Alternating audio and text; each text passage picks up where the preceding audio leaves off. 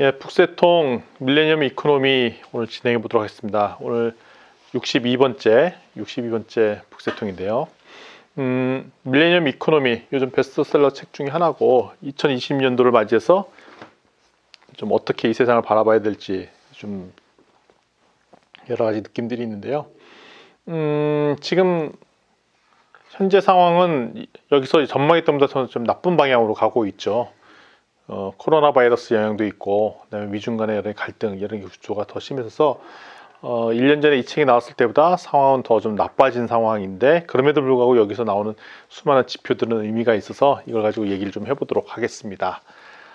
저자인 홍춘호님과 박종훈님은 요즘 유튜브에서 가장 좀 뜨겁게 가장 인기 있는 그런 소위 유튜버이자 그런 경제 전망하는 그런 이코노미스트이기도 합니다. 홍춘호님은 좀 세상을 좀 긍정적으로 바라보고 있어서 되게 좀 낙관주의자에 가까워요. 시장이 좋아질 것이다라는 그런 희망의 메시지를 많이 던지는 반면에 박종훈 기자 같은 경우에는 이제 KBS 기자님인데 좀 되게 부정적, 전망을 좀 어둡게 해서 이런 두 분이니까 입장이 전혀 달라요. 근데 입장이 다르면 서로 싸워야 될 텐데 서로에게 존경하듯이 주거니 받거니 서로를 존중해 주면서 이 글을 써나갔던 모습이 되게 좋은 것 같아요. 그래서 저희도 입장이 다른 사람들이랑 얘기를 할 때 저렇게 상대방의 입장을 존중해 주면서 하는 것들이 되게 좋은 모습이었던 것 같습니다. 오늘 2월에 거의 마지막 쯤에 이 얘기를 하게 되었고요. 밀레니엄 세대라는 말이 나오죠. 밀레니얼 세대. 1981년도에서부터 96년도 사이에 태어난 사람들. 81년도생이라는 것은 한 30대 후반 정도 되는 거고, 96년생이면 지금 25, 그러니까 25부터 30대 말까지의 세대이고요. 지금 현재로서 전 세계적으로 가장 많은 노동시장 비율, 소비 구매력의 주 대상이 되고 있고, 이 사람들이 베이비붐 시대의 자녀 세대, 우리 베이비붐 세대가 주로 55년생부터 63년생을 지칭하였는데 대표적으로 58년 개띠라고 알려진 그 세대죠. 그 세대의 자녀 세대이고요. 55년에서 64년도에 태어난 이 사람들이 한국의 그 고속 성장에 가장 수혜를 많이 받던 세대이시죠. 그래서 이분들의 산업화와 고속 성장을 이룬 세대, 자녀 세대.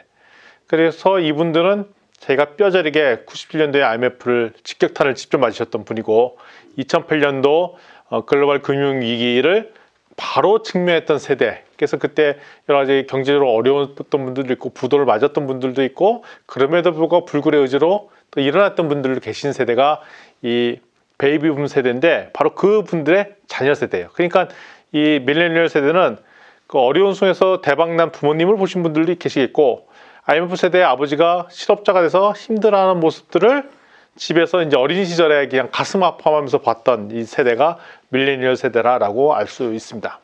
그러다 보니까 참 이 두 세대가 서로 이제 다른 성향을 갖고 있는데요. 그래서 많은 사람들이 이런 얘기 합니다.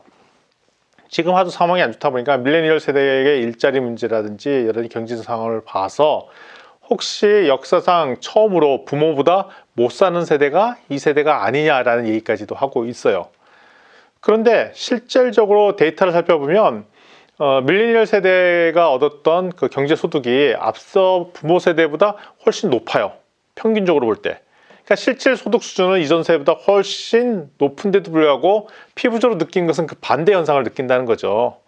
그 이유는 이런 겁니다. 부모 세대는 조금만 노력하면 자산 축적이 되게 용이했었고 기회를 만들기가 되게 좋았는데, 지금은 엄청나게 경쟁이 치열한 세율이고, 지금 부모님이 특별히 도와주지 않는 상황에서 젊은 친구가 정상적으로 노력을 해서 서울 같은 데 집을 얻을 수 있는, 집을 산다는 것은 거의 불가능한 상황이 되어버려서 그런 측면에서 볼 때는 더 힘들어진, 그러니까 심리적으로 받는 더 힘듦이 더 강한 세대가 아닌가 싶은 생각이 듭니다. 그래서 보면 실력도 지금 세대가 훨씬 뛰어나요. 실력도 뛰어나고, 근데 일자리는 없는 세대, 치열한 경쟁과 그 뛰어난 인재들이 많이 나와 있는 세대가 바로 이 지금 25부터 30대 후반까지 차지하는 밀레니얼 세대인 것 같습니다. 아시다시피 이 밀레니얼 세대는 높은 교육 수준을 자랑해요. 왜냐하면 부모님 세대가 잘 경제적으로 부를 착취하면서 자녀 교육을 엄청나게 많이 시켰거든요. 그래서 이들이 교육도 많이 받았고 성격도 되게 뛰어납니다. 또 정보력도 뛰어났고 미래에 대한 마인드셋도 되게 잘 돼 있어요. 그리고 이들이 갖고 있던 특징 중에는 평등주의, 그러니까 공평함이 무너지는 것들에 대해서 잘 못 참아갖고 할 말은 다 하는, 따라서 뭐가 잘못됐다라고는 그걸 정확하게 지적하는 세대이기도 합니다. 그러니까 저희 세대만 하더라도 좀 관례가 그러니까 넘어가자, 좋은 게 좋은 거 아니겠냐라고 해서 말을 잘 못하는 세대이기도 했는데, 이 밀레니얼 세대는 제가 공정하지 않을 때는 분노함을 일으켜서 그걸 정확하게 지적하는 세대이기도 합니다. 그럼에도 불구하고 취업률이 낮음에도 불구하고 취업해서 들어갔던, 대기업에 취업했던 사람들, 아니면 중견기업에 취업했던 사람들이 생각보다 근무 연수가 짧아요. 5.6년 정도. 그래서 금방 그만두게 되는 경우들이 많은데, 그 이유는 뭐냐면 그 롤모델이 돼야 될 그 선배 사원들이 인생이 별로 즐거워 보이지 않는다는 거예요. 그래서 힘들게 대기업에 들어갔음에도 불구하고 그렇게 오래 근무하지 않아서 내가 저렇게 인생을 사느니 차라리 안 사는 것만 못하다라고 해서 그만두는 이런 특징이 있고요. 그다음에 저희 세대에서부터도 비슷한 느낌 중에 하나인데, 첫 번째 직장에서 월급을 어떻게 받았느냐가 그 다음 월급까지도 결정되는, 그래서 첫 직장이 되게 중요한 포인트이고, 그런 측면에서 볼 때 첫 직장을 제대로 구하지 못했을 때 받는 박탈감은 엄청나게 큰 상황인 것 같습니다. 따라서 방금 나왔던 이 밀레니얼들은 본격적으로 앞으로 향후 한국 경제를 주도하는 세대가 될 것이고, 최근에 책들 중에 이제 보면은 베스트셀러 같은 책 중에 90년대가 온다라는 그런 책들, 베스트셀러 책 중에 하나거든요. 그런 측면에서 볼 때는 지금 소비자 패턴 트렌드가 급격히 변하고 있어요. 그래서 지금 마케팅을 하는 사람들은 저희 같은 세대들은 소비가 많이 없어요. 근데 지금 한국 사회에서 소비를 주도하는 계층이 밀레니얼 세대이기 때문에 밀레니얼 세대에 대해서 마케팅적으로 연구가 깊이 아니면 소비자의 판도를 읽기 어렵다라고 했어서 사업을 위해서는 우리 90년대가 만나는 그 경제적 거시적 측면들을 잘 알아야 된다. 그래서 이 밀레니얼 세대의 대표적인 세대가 이제 88년 용띠, 우리 88년도 하면 88 올림픽이 생각나는, 꿈나무 생각나는데 88 용띠가 대표적이고, 이 세대가 소비와 생산, 투자, 고용의 축적 세력이라는 것을 알 수가 있습니다. 이들이 갖고 있는 이제 경제적 구조의 문제가 있어요. 근데 지금 작년 기준으로 볼 때 실업률이 4.3%까지 떨어져 있습니다. 많이 떨어져 있죠. 근데 4.3%가 그렇게 나쁜 건 아니에요. 그런데 한국의 실업률은 4.3%면 그렇게 나쁜 상황은 아닌데, 문제는 청년 실업률이 높다는 거죠. 청년 실업률은 거의 10.8%. 10.8%는 꽤 높은 수치인 겁니다. 그러니까 청년 전체 실업률이 4.3%인데 청년 실업률이 10%가 넘는다는 얘기는 실질적으로 그 소위 말하는 우리 같은 그 베이비붐 세대는 거의 고용이 돼 있는 상황이고, 이 주된 실업률이 청년 세대가 다 담당하고 있다라고 하는 것을 볼 수가 있겠고, 그러다 더 질적으로도 안 좋은 건 뭐냐면 15살부터 24살 사이에 청년 비정규직 비율을 보니까 2003년도 한 17년 전도 18년 전만 하더라도 한 36%밖에 안 되는데 지금 10%가 증가해서 47%에 해당한다. 그러니까 점점 비정규직이 비중이 커진다는 거죠. 그러니까 안정적인 일자리가 점점 없어진다는 얘기인 거고, 그러면 중소기업과 대기업의 차이가 어떻게 되냐? 지난 17년간 비교해 봤더니 임금 차이가 점점 벌어지고 있다는 것이죠. 한 17년 전 2002년도만 하더라도 대기업에 100만 원을 받는다면 중소기업은 67만 원을 받았는데, 지금은 대기업이 100만 원을 받는다면 중소기업은 56만 원. 점점 그 차이가 벌어지고 있는 상황. 그러니까 부익부 빈익빈이 우리 대한민국에 점점 커지는, 근데 첫 월급을 받는 것이 나중에 영향을 주기 때문에 그 차이는 점점 벌어질 거라고 예상되는 사회를 직면하고 있습니다. 그런 측면에서 볼 때 이제 우리 청년들은 화가 나는 거죠. 나도 공부할 만큼 했는데도 불구하고 조금 기회를 잘 맞았던 사람들은 더 좋은 일자리, 더 좋은 앞서가는 그 기회를 샀는데, 조금만 뒤처지면 확 몰락해버리는 이런 상황들의 분노함을 많이 느끼고 있습니다. 그런데 우리 소위 말하는 우리 베이비붐 세대의 그 일자리가 금방 청년 세대로도 교체도 어려운 상황이에요. 첫 번째는 뭐냐면 정년이 연장될 예정이잖아요. 그 이유 중에 하나는 전문가들의 그 일자리가 필요한 것도 있지만, 그 60세 이상의 정년 퇴임 이후에 그 사람들이 할 일자리가 없기 때문에 나타나는 현상들이죠. 그래서 우리가 이거를 크레바스, 그 소위 말하는 틈새, 틈새를 트레바스라고 하는데 우리 등산할 때 쓰는 용어이기도 합니다. 그러니까 정년 퇴임이 60살이고 그다음에 연금이 65세인데 그 5년 차의 갭이 있잖아요. 근데 이때 적절한 일자리를 못 주니까 차라리 정년을 더 연장하자 이런 논의가 좀 지속화되고 있는 것 같아요. 반면에 청년 세대에 대한 신규 채용은 크게 줄어져 있는 상황이라 세대 교체가 점점 어려워지고 있고, 그렇다고 3D 업종으로 일자리가 부족한데 이 3D 업종에 해당한 자리에서는 주로 외국인 근로자가 대거 유입되어 있는 상황입니다. 따라서 안정적인 일자리를 창출하려고 하는 사람들은 아예 처음부터 밀레니엄 세대는 공무원을 하려는 사람들이 급증하고 있는, 우리는 왜 이렇게 청년들이 도전의식이 없이 공무원 하려고 하냐라고 했지만 공무원 말고는 다른 것들이 답이 잘 안 보이기 때문에 이런 현상들이 있더라라는 말씀을 드릴 수 있겠습니다. 그리고 경제적 구조의 두 번째 문제는 뭐냐면 일자리 미스매치 현상이 있어요. 전반적으로 공학 인력이 부족하고 인문계 인력은 과잉으로 나타나는 현상들이 있다는 것을 알 수 있습니다.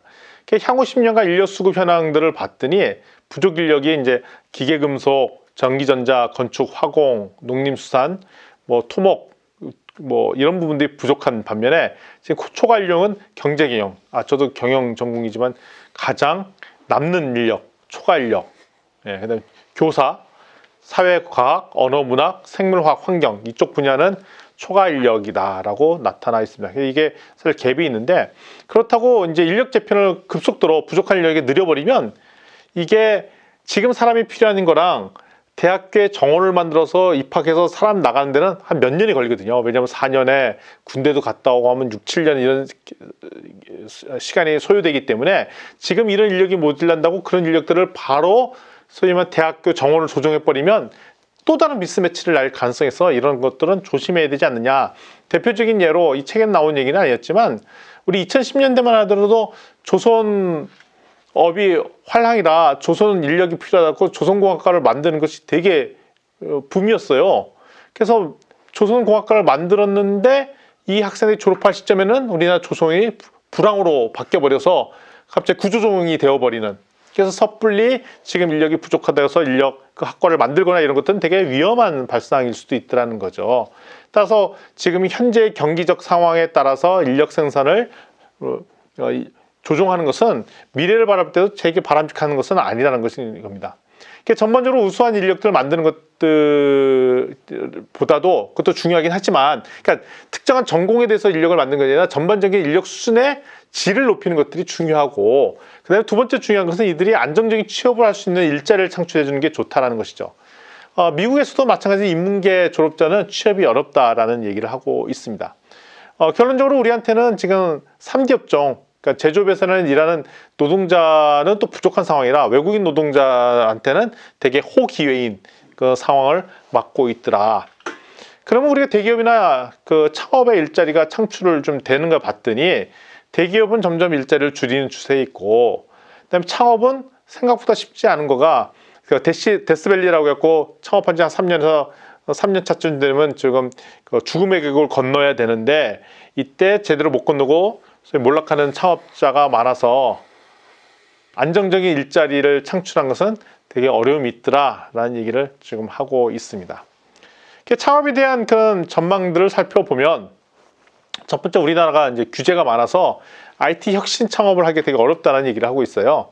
특별히 창업을 모토로 했던 그 지난 정권이죠. 그 이명박 대통령부터 박근혜 정권 시절 때 보면은 2009년, 2016년 사이에 총 9,700개의 규제가 새롭게 신설이 됐대요.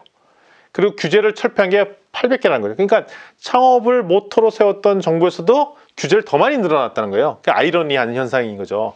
그러면서 대기업과의 불공정 거래가 여전히 관행으로 남아있고, 그리고 창업할 때 고도의 암묵지라고 해서 기술적인 노하우나 이게 필요한데 그거 없이 그냥 창업하는 경우가 있어서 되게 가벼운 수준에서만 창업이 이루어지는 이런 문제들이 있더라는 거고, 금융업에서는 급속도로 사람이 필요가 없어서 소수의 빅데이터를 연구하든가 AI 아니면 핀테크 중심의 엔지니어로 바뀌고 있지, 지금 카운터의 서비스에 해당하는 그 사업자 숫자는 급속도로 줄이고 있고, 저도 이제 카카오뱅크를 쓰고 있지만 지금 단 한 번 카카오뱅크로 저축도 하고 여러 가지 하지만 직원을 한 번도 만나본 적이 없어요. 다 온라인에서 막 처리가 돼버리는.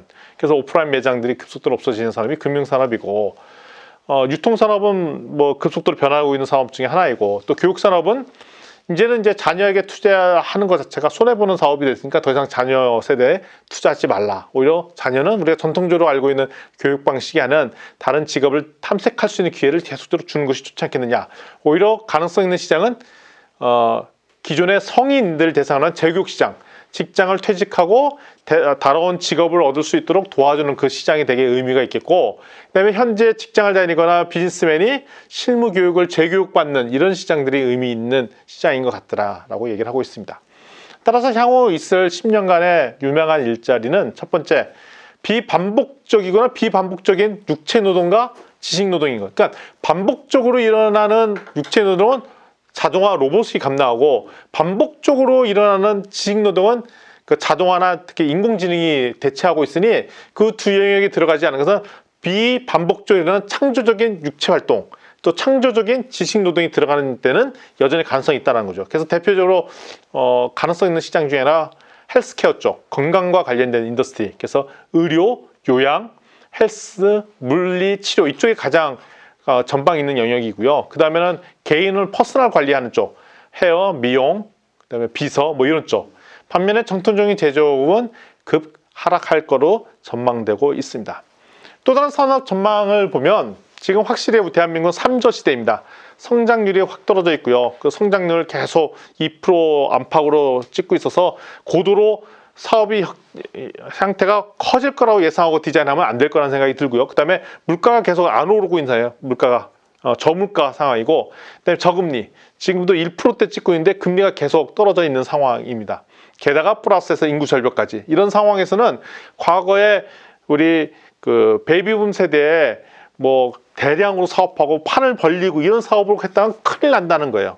이런 식으로 사업을 하면 안 되고, 지금 2020년도가 됐을 때는 이 3저 시대와 인구 절벽을 감안해서 비즈니스를 해야 된다는 얘기입니다. 따라서 지금 세대인 밀레니엄 세대의 선택은 몇 가지가 없는데, 첫 번째, 베이비붐 세대가 돈 벌듯이 자산 축적하는 방식대로 하면 안 된다는 거죠. 그래서 부와 자산 시장에 큰 변화가 있고, 이러다 보니까 전통적인 재테크 방법이나 자산 관리에서는 안 된다는 얘기인 거고, 그 다음에 일자리가 과거에 공부 열심히 해서 대기업에 취업하는 이런 방식이 아니라는 거죠. 따라서 눈높이에 맞는 일자리가 없을 테니 아예 파라다임을 바꿔야 된다는 거고, 전반적으로 비정규직이 늘어나고, 그다음에 정년 보장이 힘들고, 그러다 보니까 동시에 여러 가지 일들을 동시에 하는 프리랜서 스타일의 일들로 하는 걸로 정상적으로 생각을 해야 된다는 얘기를 하고 있습니다.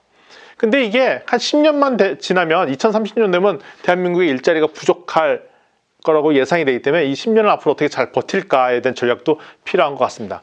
따라서 이런 비즈니스를 긱경제, 긱비즈니스라고 얘기하는 긱이코노미, 그래서 플랫폼에 다양한 프리랜서들이 자기의 일거리를 찾아서 치고 빠지고 하고 있는 프리랜서 스타일의 일이 이제 보편화될 것이다. 그 알바넷, 그러니까 알바, 크몽도 전문가를 매칭시켜서 하는 이런 스타일, 배달민족도 거기에 보면 그 서빙하고 뭐 배송하고 그러잖아요. 이런 전문적으로 긱워커라고 하는데, 이런 것이 대세가 될 거라고 했고, 프리랜서가 보편적인, 그러니까 동시다발적 여러 가지 일들 하는 게 보편적인 될 것이고, 그다음에 내가 무슨 물건을 사는 것보다 빌려 쓰는 스타일, 공유경제가 급성장할 것이다. 제가 뭐 서울도 갔다 뭐 여러 군데 도시를 다닐 때가 필요한 때가 있어요. 근데 차가 필요했었거든요. 그래서 이때 제가 이제 쏘카를 이용해 봤더니 또 편하더라고요. 그래서 이런 스타일의 제가 차를 빌린다든가 공간을 빌리는 스타일의 비즈니스가 더 늘어날 거고, 이거에 맞춰서 노동시장은 더욱더 유연화될 것으로 예측되고 있습니다. 그래서 이 밀리언 세대가 해야 될 그 이코노믹 방식은, 첫 번째 자산 등심 방법은 뭐냐면, 과거에는 일단 빚 내서 집 사고 노력해서 빚을 갚으면 나중에 오른 부동산 가격만큼 큰 자산을 만든, 그러니까 엄밀히 따지면 기존에 베이비붐 세대가 큰 자산을 만들었다고 했는데, 그 일해서 월급으로 돈을 번 것이 아니라 일단 조금이라도 돈을 받으면 부채를 껴안고 부동산을 산 다음에 노력해서 부동산을 부채 낸 거를 갚아 나가는 새 부동산 가격이 확 올라져 있어 돈을 크게 번 스타일이지, 제가 노력을 막 열심히 해갖고 일을 창출한 그런 스타일은 아니라는 겁니다. 예. 이런 스타일을 되고 있고요.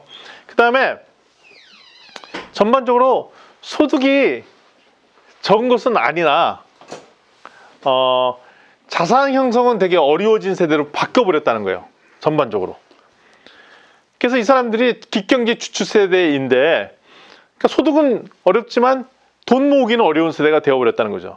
그래서 돈 모아 집 사는 것은 불가능해졌고, 그래서 지금의 서울 같은 경우는 부동산 가격이 많이 올라가 있는데, 앞으로 부동산 가격이 더 오를 거라고 예측하기가 되게 힘든 이유 중에 하나는, 그 다음 사람이 그 부동산을 받아야 되는데, 그 다음에 받아줄 사람들이 자산이 그렇게 많지 않아서 이거를 받을 수 있는 형편이 아니라는 거예요. 따라서 지금 우리 같은 그 베이비붐 세대는 자산 만들고 이런 거에 되게 관심이 있지만, 지금 밀레니엄 세대는 관심사가 기성세대가 전반대로 다르기 때문에 앞으로 자산 관리에 대한 파라다임이 180도 달라질 거란 겁니다. 첫 번째로 인간관계에 별로 관심이 있지가 않아요. 그래서 혼자 술 먹고 혼자 밥 먹고 혼자 영화 보고 이런 거 되게 좋아합니다. 그래서 우리처럼 우리가 남이가 그래갖고 뭐 동문회 하고 여러 가지 묻고 이런 거 별로 안 좋아하는 스타일로 봤습니다. 그래서 요즘 대학교 1학년 때 가면 거의 옛날에만 해도 한 5, 6년 전만 하더라도 선배 후배에 술을 먹고 뭐 이런 분위기가 되게 강했었는데, 요즘 1학년들 신분은 선배가 술을 강요하거나 이런 분위기가 다 없어졌어요. 그리고 최근에서 비혼주의 운동이 막 있어갖고 결혼 안 하고 차, 집도 소유하지 않는 그런 세대가 늘어났고, 특히 밀레니얼 세대는 자산 형성보다는 욜로, 소확행, 소소한, 그러니까 차라리 돈을 못 벌더라도 밥은 제대로 못 따도 커피를 마신 데 먹고, 아니면 뭐 돈은 축적 못하지만 해외여행 다니고 이런 것이 보편화된 세대로 급속도로 바뀌었다는 거죠. 왜냐하면 어차피 돈 모아봤자 할 수 있는 게 별로 없더라는 겁니다. 따라서 이들한테 권면해주고 싶은 뭐냐면, 전통적인 부모 세대가 얘기했듯이 엘리트 코스로 가는 것은 어차피 지금 안 되니까 자기가 좋아하는 취미를 일로 삼아서 해보는 것이 더 좋지 않겠느냐. 차라리 그런 모험 시험 없는 거는 다 공무원 시험 준비하는 친구들이 많고, 공무원을 좋아하는 이유는 뭐냐면 채용 프로세스가 그나마 공정하잖아요. 불합리한 거 못 찾는 이 세대들이. 따라서 공부가 전부가 아니라는 것을 기억해서, 이 사람이 혹시 뭐 덕후란 말 아시죠? 어디 뭐 빠져 있다든지, 무슨 뭐 만화에 빠져 있다든지, 장난감에, 그러면 그거에 대해 격려해주고, 부모 세대는 잘 이해 못하겠지만 얘들이, 이 친구들이 좋아하는 것들에 대해서 전문성을 만들 수도 있다는 것입니다. 따라서 자기만이 갖고 있는 세계를 인정하고, 그다음에 더 권장해주는 스타일로 바뀌어져야 되지 않을까라는 것입니다. 그러면 앞으로 이들이 어떻게 자산 관리해야 되느냐? 첫 번째, 국제 흐름 이해 관계를 잘 이해해야 됩니다. 첫 번째는 환율에 대한 이해도가 높아져야 됩니다. 옛날에는 환율을 잘 몰라도 상관이 없었어요. 국제변화의 급격한 변화가 첫 번째 환율의 변화가 있군요. 지금 최근에 환율이 갑자기 뛰었어요. 1200원대로 뛰었거든요. 근데 최근에 살펴보면 결국 1000원에서 1200원 사이에 2년 사이에 거기서 왔다 갔다 해요. 근데 그게 20% 플러스 마이너스를 막 된 거거든요. 20% 플러스 마이너스라는 것은 지금같이 금리가 뭐 1, 2%밖에 안 되는 데서는 큰 폭의 변화라는 거예요. 변화. 그래서 지금 특히 금리에 따라 우리나라의 경제 상황에도 밀접한 연관이 있기 때문에 금리랑 환율에 대한 이해도가 높아져야 되겠고, 특별히 개방된 시스템에서는 환율에 대한 이해도가 떨어지면 새로운 자산을 만들었는데 되게 어려워질 수가 있다는 거죠. 그래서 우리나라 경제는 최근에 든 트렌드는 1000원에서 1200원 사이로 급속도로 왔다 갔다 해요. 근데 오늘은 아니지만 어저께만 하더라도 우리나라가 뭐 거의 블랙 먼데이처럼 대단히 주식가가 떨어지고, 그다음에 환율이 다 올랐어요. 그 이유는 원인이 코로나 바이러스가 원인이 돼서 그거가 됐죠. 그래서 그거에 따라 이제 환율이 오르니까 따라서 뭐까지 같이 올랐냐 하면 금값, 은값이 올라갔고, 금값, 은값은 최근에 한 5년 사이에 최고값을 막 찍어내고 막 이런 것들이 있습니다. 근데 요거에 대한 이해도가 이제 필요한 때라는 거죠. 옛날엔 그것이 아니라 오로지 돈 벌려면은 그냥 돈 모아서 땅, 아파트 분양받아서 이렇게 살고 뭐 이런 것들이 있는데, 이제 아파트가 더 올라갈 수 있는 동력도 떨어진 상황에서는 첫 번째 이해도가 국제 환율과 금리에 대한 이해도가 있어야 된다는 것이고, 그리고 전 세계적으로 금리를 올릴 수 있는 환경이 아니니 저금리 상태가 앞으로도 계속될 수밖에 없는 거죠. 그러니까 금리가 오르면 돈을 다 풀어버리는 상황이기 때문에 저금리 상황이 계속될 수 있어서, 그래서 어찌됐든 새로운 사업계라든지 투자 기회가 있을 때는 지렛대 레버지를 써서 대출을 통해서 사업을 키워나갈 수 있는 부분에서는 키워나가는 것도 고민해 볼 필요가 있더라. 그래서 적절하게 투자할 수 있는 사업, 투자할 수 있는 대상자를 잘 찾는 것은 되게 중요한 포인트이다. 이제 그렇게 하려면 결국 요즘은 담보대출이 아니라 신용대출이 되게 중요한 포인트고, 신용대출을 해서 오히려 지금 담보대출은 LTV 뭐 이런 걸로 해서 비중이 낮았지만 신용대출은 대출을 엄청나게 많이 해주고 있습니다. 그래서 신용도를 잘 관리하는 거가 되게 중요한 포인트가 됐고요. 그러면 부동산 가격이 되게 안정화되고 때로는 또 폭락이 될 가능성도 있다고 말씀드렸지만, 그럼에도 불구하고 대한민국이 불안정 상황일 때는 주거 안정을 위해서도 1인 1주택 정도는 마련하는 것이 좋지 않겠느냐. 왜냐하면 기본적인 주택의 불안정함이 있으면 되게 어려움이 있으니까 이런 얘기를 하고 있습니다. 그러면서 자연스럽게 이제 투자할 수 있는 대표적인 데가 이제 ETF처럼, 그러니까 지수에다 투자를 하는 거예요. 그러니까 예를 들면 부동산도 펀드가 있고, 그다음에 전반적인 그 지수에 따라 투자를 하는 것들 따라서 특별히 우리나라보다 그 미국에는 미국계 주식에다 투자를 하고, 적립식 펀드를 장기적으로 ETF 펀드를 들면 이게 복리 스타일로 되기 때문에 새로운 기회가 있을 때 큰 빛을 발할 수 있는 게 주식형 투자이고, 그다음에 동시에 미국의 장기 국채, 채권이죠. 채권에다가 ETF로 투자를 하면 또 위기가 있을 때는 이게 항상 금리 이상으로 받쳐줬기 때문에, 최근에 이제 밀레니얼 세대한테 권해드린 것은 뭐냐면 버는 족족이 이렇게 주식형 ETF랑 채권형 ETF에다 나눠서 투자를 하고, 이것이 긴 안목을 가지고, 그러니까 젊은 세대가 갖고 있는 최대 장점은 시간이지 않느냐. 그래서 엉뚱한 데 투자하지 말고 이런 ETF 같은 데 투자를 해라 라는 것이 이 책의 권면 사항이었습니다. 따라서 이 밀레니엄 이코노미 이 책은 최근에 2020년도를 맞이해서 새로운 트렌드랑 새로운 여러 가지 경제 지표들에 대해서 조목조목 살펴주고 있어요. 그래서 이 책에 있는 자세한 내용들을 다시 한번 꼭꼭 씹어서 좀 분석하고 읽어보는 것이 되게 중요할 것 같습니다. 오늘은 짧게 이 정도에서 정리해 보도록 하겠습니다. 수고하셨습니다.